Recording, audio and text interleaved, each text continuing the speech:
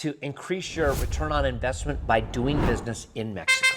Doing your manufacturing, doing some type of business in Mexico. Because if you're in the United States and you want to sell a product and you're like, I want to buy a product to sell or I want to have a product made for me, where do most Americans, what was their first thought for the last 20 years? China. China. Why did they want to go to China? Cost? They changed their currencies, they built this manufacturing, it was inexpensive, they were very good at what they did. For every American saying, I hate China and I hate all this stuff, they go to Walmart and 90% of the crap in Walmart is made in China. And they buy it all, but they get it in their Chevy pickup truck so they feel better about life, right? Yeah. Don't worry about that. We're gonna talk about Mexico.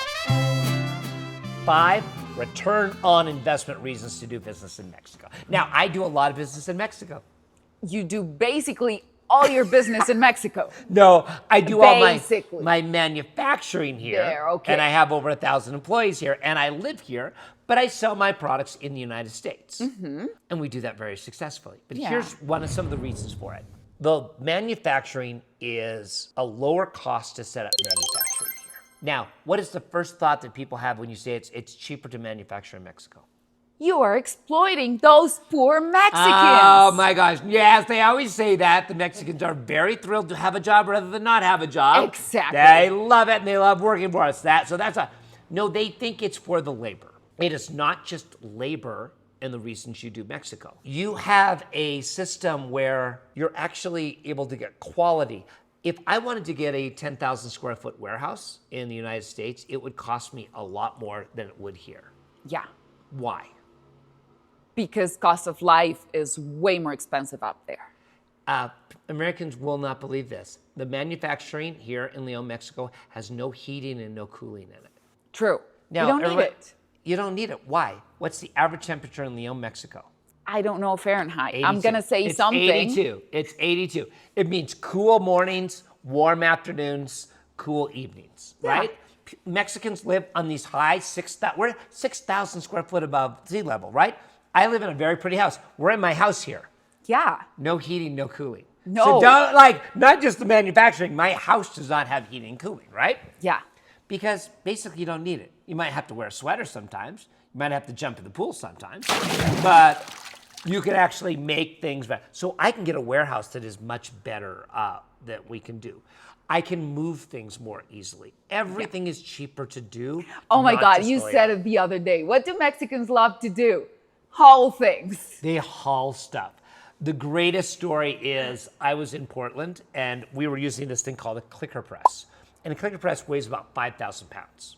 The clicker press costs about $4,000. We called somebody up in Portland. They came over. The price to move it 50 feet into an elevator up and move it 50 more feet. So they're moving it 100 feet, $4,000, the price of this.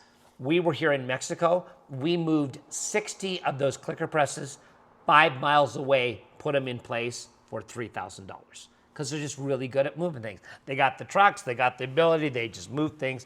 And if you're manufacturing, you're absolutely gonna love that. Number 2, it is so close to the United States. How close are we to the United States? We are neighbors. We are right there. There's a border. We have heard about that border. I actually feared about that. I'm like, if you make something in Mexico, how do you get it to the United States? In a truck.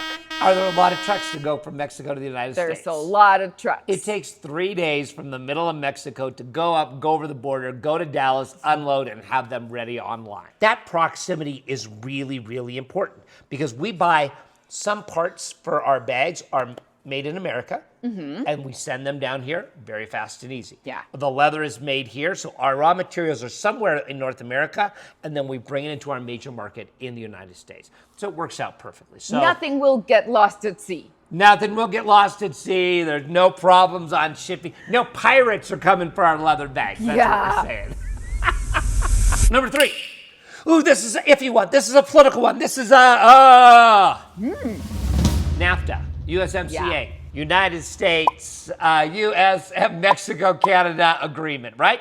El Tratado de Libre Comercio. Who renegotiated NAFTA inside the USMCA? I don't know. It was Salinas de Gortari here, right? I think so. It was Donald Trump. Donald Trump said we want to. Motherfucker. I know. Exactly. Boom. Now, I don't care what you think about Trump. He signed it. He negotiated it in 2018-19, and then a couple years later, for political reasons, he said it's the worst agreement ever created in the history of the world. No, Only an he idiot would doesn't actually do sign that. that. Because reality is fluid with Donald Trump. It just depends on what he wants that particular day. But right now, as of August 1st, 2025, we've now once again extended. We have another 90 days, and so we are not being tariffed here. Right. Would that hurt our company if there was a tariff put on? Terribly. Terribly. Yeah. Now, the argument is, well, just move your manufacturing to the United States. No. It's not the manufacturing. You still have to take the leather from the United States, send it to Mexico, they'll tariff it, right? Then you make the leather and then you send it back to the United States, it's tariffed again. All of a sudden your prices go and you just have to charge people more, you lose all your profits, we'd lose millions of dollars, right? Makes no sense. Well, why don't you use all the tanneries in the United States? There aren't any. There aren't any. And do not tell me, oh, yes, there are. I know this a little bit better than you. We tried our butts off to work with U.S. tanneries. They cannot and will not do that. So right now, USMCA, it's on your side. This is a business thing. And I'm telling you right now, you are much better off doing this in Mexico than you are some other place in the world. If there's going to be an exemption, if there's going to be a deal, it will be between U.S. and Mexico and U.S. and Canada. Okay? Hopefully. Number 4, we came here for the leather, right? Yes, basically. A lot of people in the shoe industry make their leather shoes here. Why? Because Leon, Mexico, which is about 4 hours from Mexico City. If you want to see a map, we'll put it up right here. Boop! Little drivey thing that shows you where you want to go here. The capital of the leather, the world capital of leather. Latin America is Leon, Guanajuato, Mexico. And we came here for the leather. It's not just the leather, it's the generational expertise. Yes. Which means a lot of the industries here were started by Grandpa. Yeah. And Grandpa's now 80 or 90 or with the senoritas in the sky. Then the son did something, and now the grandsons and the great-grandsons, and they passed down a lot of this expertise. They take pride on these. I think that people in the United States takes pride in their business and in profit and in a lot of things, but not like I make leather for 80 years, right? Very few American companies you go to, they say, hey, I've been doing this for 100 years. Very few. That's really, really common here. In the United States, they're actually more proud if they did it faster. They'll actually say, I started 2 years ago and look how fast we've grown. Okay, yes, we've heard you say, I've done this. I do that. I'm a dumb I American. started in a garage. Yeah. I'm the perfect example of the jerk that says that, right? Like, oh my look God. how fast I can do this, right? That's American. Mexico, hey, you got generational expertise. Number 5, the final one. Why do business in Mexico? It is actually the cultures between Mexico and the United States are very similar. They are and they aren't. They much more similar than China or Philippines or India, right? Absolutely. And the time zones kind of line up, don't they? Yes and no. That is where I am like. This is my assistant, Mariana. I'm Curtis. I own Portland Leather Goods. This is my assistant, Mariana. Hi. And I am time zone challenged. What do you mean time zone challenged? So we don't have daylight savings in Mexico. And you do. And we have 3 time zones, but we don't listen to the other 2. We just, everyone else just focus on the middle and deal with it. There's basically one time zone in Mexico, right? And it's like Mexico City and Guanajuato and Querétaro and Guadalajara. Everybody's kind of, that's it, right? And then by the time I get East and Pacific and Mountain and Center and everything you guys got, like, oh, I got this down. Ding! It gets changed an hour, and now I'm all over lost we again. go between Central Time and Mountain Time. Central Time and Mountain Time. Why is that kind of perfect for non-schedulers? Because you're only 2 hours off from anybody at any time. Yeah. When you're Mountain Time, you're 2 hours from East Coast Time, New York. Or you're 1 or 2 hours away from Portland or California. As you're saying it, my brain is going. Because we've done a lot of business in, like, let's say Philippines, or we've talked to people in Japan or India or Korea or Hong Kong or Germany.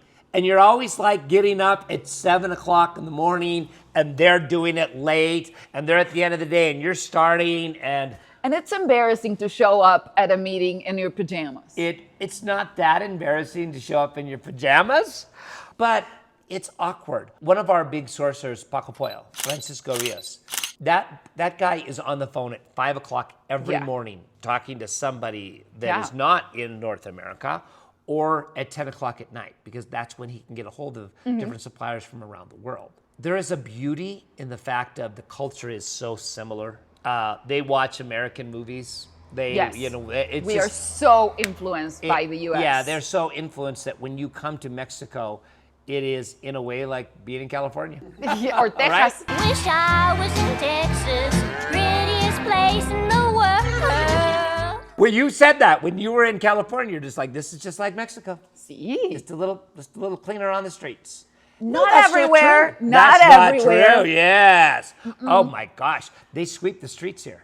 Yes. There are little old ladies out there in front of their house, literally out there every day, sweeping the road because they don't want dust on the road. I think, yeah, you're right about that. Hey, the cultures. When we went to Austin and you were up there, I needed you as a translator as much in Austin. Every as Uber anything. Eats is a Spanish Every time speaker. we ordered food, every time we wanted the cooks to do something, every time we needed a construction company to do a project in 3 days rather than 3 months. Our friend Jesus. Hey, you call up the network and it all gets done. There's a lot of amazing reasons. Do not let people talk you out of this. If you have questions, follow us on and subscribe here. We're going to be doing... ask them. Yeah, ask us questions. We're going to be doing hundreds of in-depth videos talking to business people in the United States, in Mexico, touring different cities, and showing you if you want to start a company, if you want to use Mexico, there are ways to do it and be successful. Ooh, did you hear my voice kind of go? It's like it was like almost systematic, like I knew what I was doing there. wisdom. Bye, guys.